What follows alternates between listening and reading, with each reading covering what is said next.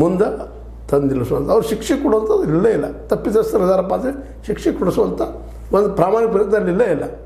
ಇಡಿ ಸಹಿತ ಇದು ಬಳಕೆ ಆಗ್ತಿದ್ದು ಎದಕ್ಕಪ್ಪ? ಅದು ಕೇವಲ ತಮ್ಮ ರಾಜಕೀಯ ಎದುರಾಳಿಗಳನ್ನ ಹಂಚು ಸಲುವಾಗಿ.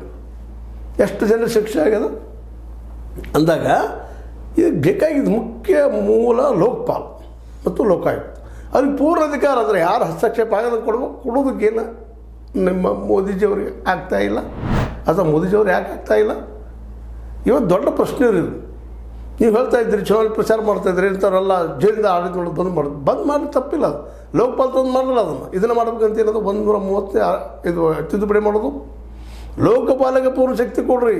ಅದರಲ್ಲಿ ಯಾವ ಸರ್ಕಾರ ಹಸ್ತಕ್ಷೇಪ ಮಾಡಬಾರ್ದು. ಸೆಂಟ್ರಲ್ ಆಗಿರ್ಬೋದು, ಕೇಂದ್ರ ಆಗಿರ್ಬೋದು, ಇದು ನಮ್ಮ ರಾಜ್ಯದ್ದೇ ಆಗಿರ್ಬೋದು. ಅಂದರೆ ಯಾರೂ ಹಸ್ತಕ್ಷೇಪ ಮಾಡುವಾಗಿಲ್ಲ. ಇದನ್ನು ಮಾಡಿ ಲೋಕಪಾಲ ಈಗ ಅದ್ರ ಬಗ್ಗೆ ಸಾಕಷ್ಟು ಚರ್ಚೆ ಆಗ್ಯದ.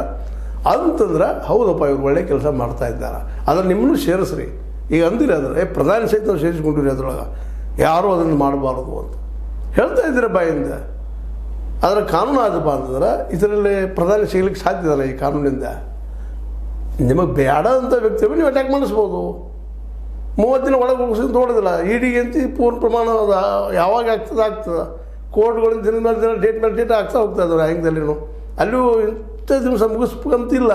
ಅದಕ್ಕೆ 108 ಕಾಲ ಅಂತಂದು ಮತ್ತೆ ಮುಂದೆ ಆಗ್ತಾ ಹೋಗ್ತೀರಿ. 3 ತಿಂಗಳು ಆದ್ಮೇಲೆ ಅವು ಪೂರ ಮುಖ್ಯಮಂತ್ರಿ ಸ್ಥಾನ ಬಿಟ್ಟು ಹೋಗ್ಬೇಕಾ ಅಥವಾ ಮಂತ್ರಿ ಪದವಿ ಬಿಟ್ಟು ಹೋಗ್ಬೇಕಾ? ನಾಳೆ